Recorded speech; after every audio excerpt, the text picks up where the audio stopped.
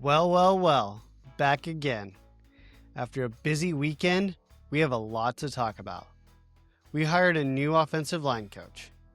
We made a pretty sweet bowl game. And we have our new defensive coordinator. So, let's get into it. Today on Mad Sports.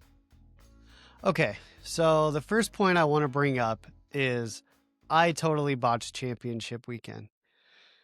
I have a lot of notes here, so I'm going to be piercing down in my notes from time to time while I'm talking to you guys. But I just want to let you know that I'm not an expert. I'm just like you. I'm a fan. I make YouTube videos. I speculate. That's all this is. I'm just here to have fun. So, of course, I'm going to get some things wrong. I'm going to botch some people's names. And I'm not always going to be right. And that's okay. But I appreciate you for being here. I do want to go through a few of these games that I got wrong and give you the actual winners of these championship games, excuse me. So the first game was the Conference USA Championship game.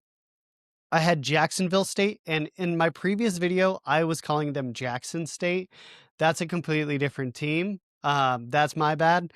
But yes, Jacksonville State ended up, or I had them winning, but Kennesaw State ended up winning that matchup. In the Mountain West Championship game, I had UNLV winning, whereas Boise State ended up winning that game. In the SWAC Conference Championship, I had JSU winning, and Prairie View actually ended up winning that game. In the ACC Championship game, I had Virginia winning. Duke ended up winning that one at the end in a thriller. I believe it went to overtime. I don't know. I'm an old man. I went to bed. I didn't end up watching it, but I did see the next morning that Duke ended up winning and making me look like a fool. No, I'm kidding. That's not true. And finally, in the Big Ten Championship game, I had Ohio State winning, and Indiana ended up winning that game. How awesome is Kurt Cignetti in his second year at Indiana? I mean, this guy is doing things that seemingly only Urban Meyer could do. I mean, he's just a phenomenal coach. And who would have thought, coming from JMU? I mean, granted, JMU ended up winning the, what bowl game was that? Sun Belt championship game. So who would have thought that a coach coming from JMU in the Sun Belt would go to Indiana and be, only have 2 losses in 2 years and be undefeated now, number 1 seed overall. So, just wrapping up here with that, I was 5-5 in my predictions, so not as bad as I thought. When I was looking back at championship weekend, and I was like, oh man, I predicted every game wrong, and I look like a fool. And no, I went 5-5, so it wasn't terrible.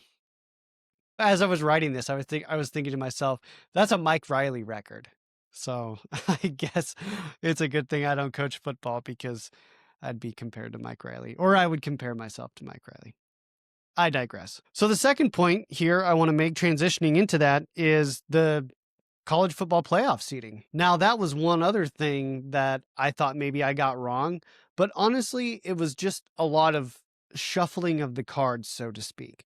So we'll go through who I had in what order, and then we'll go through what the college football playoff committee ended up finalizing yesterday. So I had Ohio State 1, Georgia 2, Texas Tech 3, Indiana 4, Oregon at 5, Alabama at 6, Ole Miss at 7, Texas A&M at 8, Oklahoma at 9, Notre Dame at 10, Tulane at 11, and UNLV at 12. The actual seedings were as follows. Indiana is 1, Ohio State is 2, Georgia is 3, Texas Tech is 4. Oregon remains at 5, Ole Miss gets bumped up to 7. Texas A&M gets bumped up to 7, Oklahoma gets bumped up to 8, Alabama up to 9, and then Miami. Some controversy. Miami gets bumped up to 10. Tulane stays at 11, and James Madison, the winner of the Sun Belt, gets the 12th seed. Miami got bumped up over Notre Dame because they have the head-to-head win against Notre Dame, and they are also the highest ranked ACC team. So just to put a bow here on the college football playoff bracket and what these games are looking like, Oklahoma gets a first-round home game against Alabama. Texas A&M gets a first-round home game against Miami. Ole Miss gets a first-round home game against Tulane. And Oregon gets a first-round home game against James Madison. Next up, I want to touch one final time on the bowl game and the fact that we actually have been officially selected to play in the SRS Distribution Bowl on December 31st against Utah. The game will be played in Las Vegas at 12:30 local time, 2:30 Central Time. Utah, who plays in the Big 12, is 10-2 and will be motivated in this game because their coach Kyle Whittingham is speculated to retire after this year. Whittingham has been there since 2005. He succeeded Urban Meyer. His record is 177-88 overall, and he's 11-6 in his bowl appearances. Utah is ranked 15th in the college football playoff. They are the number 2 rushing attack in the country. That does not bode well for our defense. Utah played in this bowl game a couple of years ago against Northwestern, where they lost 14-7. One of the bigger storylines here is the opportunity to shatter the attendance record for this bowl game. In 2021, Wisconsin and Arizona State drew the largest crowd at 32,515. But this matchup has the opportunity to draw 35,000 or more. Nebraska is thought to have around 20,000 fans in attendance. Salt Lake City is only a 5.5-hour drive, so Utah fans are expected to show up too. One final note here.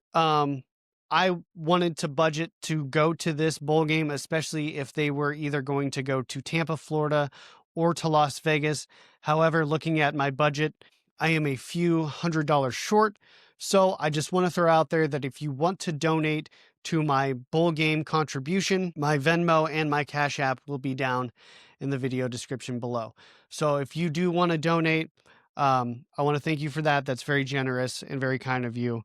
And God bless you if you do. Moving on here, I want to touch on the offensive line coach hire. I know we've touched on this already in some previous videos, but Jeep Wade was hired as our offensive line coach. Jeep is in town coaching as we speak in bowl practices today, and he is expected to coach in the bowl game. It is speculated that he will bring some players with him to Nebraska. Notably, former 4-star offensive lineman Peyton Joseph is planning to enter the transfer portal after Jeep Wade took the Nebraska job.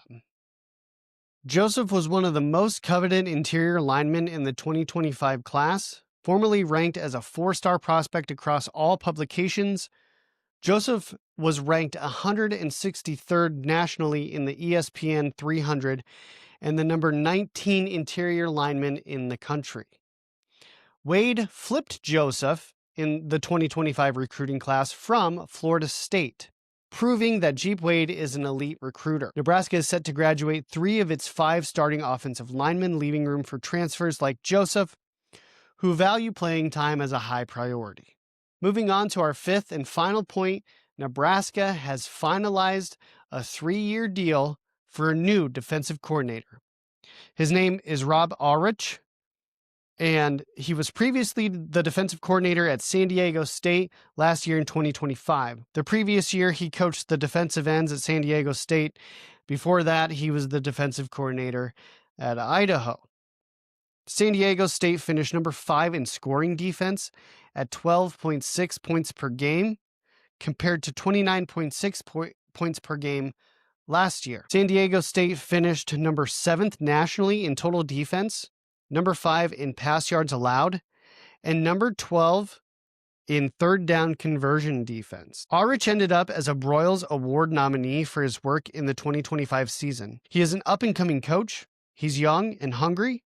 Plus, he can recruit, coach, and develop. There will be a small adjustment in his scheme, switching from the 3-3-5 to the 4-2-5, but I think the 4-2-5 fits the Big Ten better than the 3-3-5. Plus, Aurich can recruit the portal in January to find supplements to better fit his scheme.